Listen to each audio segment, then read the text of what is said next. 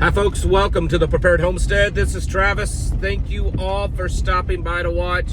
Well, the remnants of the hurricane, the remnants really of a tropical depression finally hit us last night, yesterday evening, and it's been raining ever since then, but not a lot. I mean, it's raining constantly, but it's more like a heavy drizzle, steady light rain.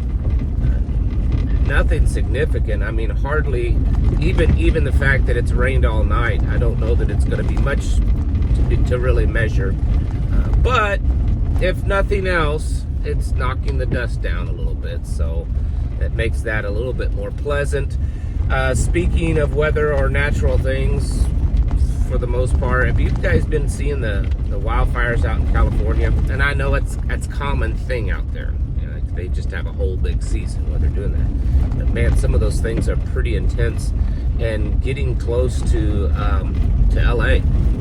And it always, things like that, you know, storms, natural occurrences, just things that happen, are a good reminder of, are you prepared for that to happen where you're at? So if you have a homestead, even if you don't, even if you live in the city, if you live in an apartment, it all pertains to you, but especially if you have a little homestead somewhere, what are your plans if a fire starts? If a fire starts in the woods, in a brush pile that gets out of hand, your field, your house, because as it stands right now, most places out in the country, response can be 30 minutes, and by that time, you know, your house may be burnt to the ground.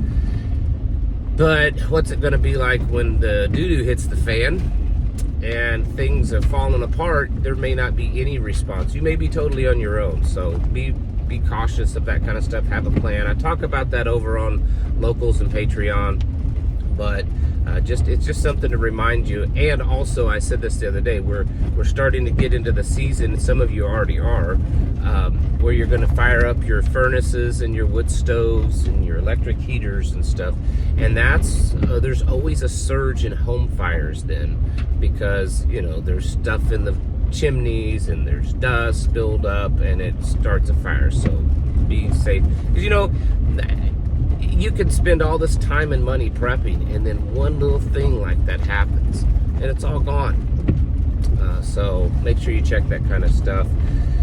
Speaking of preparedness and all the things that you need to do, do you go over your plans and look for the things that you kind of forgotten? There's like little things. You've all probably seen that little comic meme where you know, the couple is in their bunker and there's, you know, mushroom clouds up on the surface going off, and there's all this stuff in the bunker, and the wife's like, I can't believe you didn't put a can opener in here, and all the food's in cans, right? As funny as that is, that's a very serious thing, because so many times we get focused on all this big stuff that we have to prepare. You know, I need a, you know, 15,000 watt generator, and I need, you know, 40,000 watts of solar panels, and I need, you know, all of this, the big side. I need to have, you know, 2 or 3 years worth of freeze-dried food in buckets, and I need to have 10,000 rounds of ammunition. But then there's always these little bitty things, you know, that go along that you forgot, like a can opener. And, you know, homesteading or having a small farm or a hobby farm or whatever it is, to where you're trying to do as much as you can on your own, you start to learn this really quick. And it's a bigger inconvenience, because we have to drive further. You know, if I need something, it's not like I'm just driving a few blocks down the road like you would in many cities. You know, that's a good little drive to a hardware store. I mean, the closest big box lumberyard hardware, you know, like a Lowe's or Home Depot, you know, hour and a half or more away. So it hurts sometimes when you have to keep going to the store, and you'll be in a project and you realize, man, it's just that small a little tool, or you know, a little part or something that you don't have and you really need.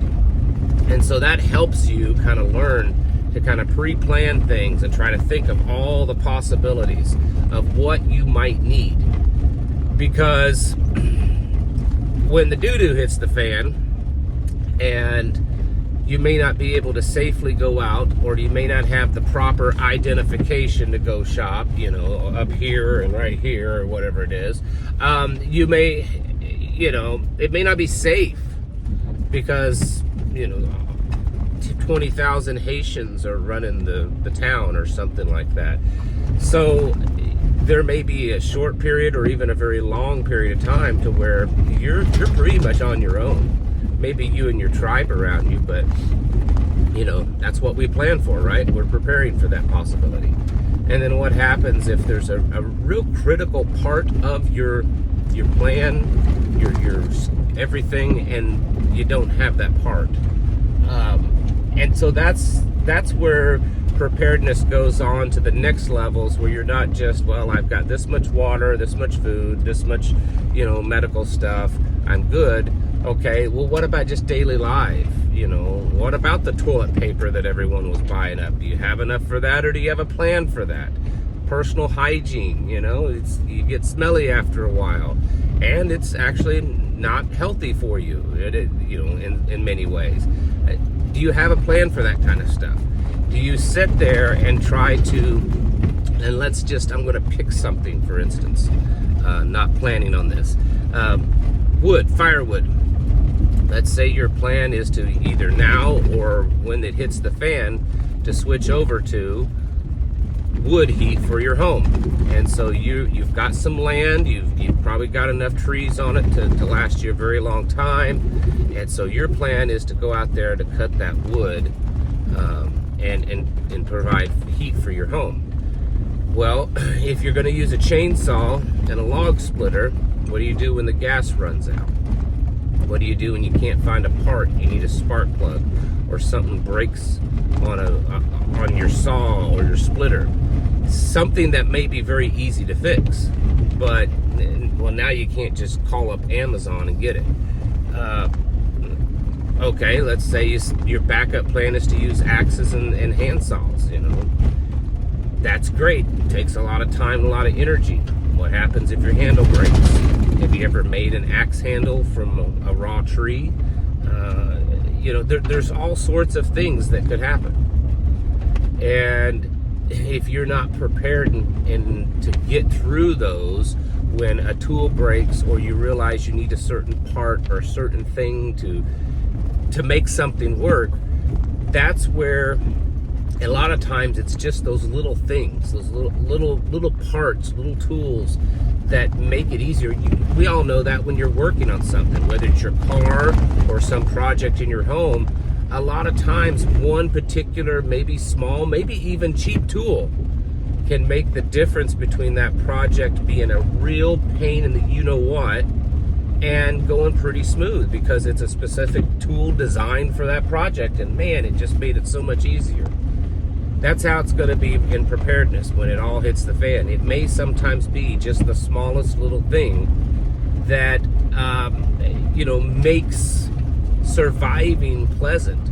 And if it's too unpleasant, if it's too difficult, you may end up giving up. You may end up convincing yourself in desperation that, you know, slavery in that FEMA camp where I'm being taken care of and getting 3 squares is better than doing this.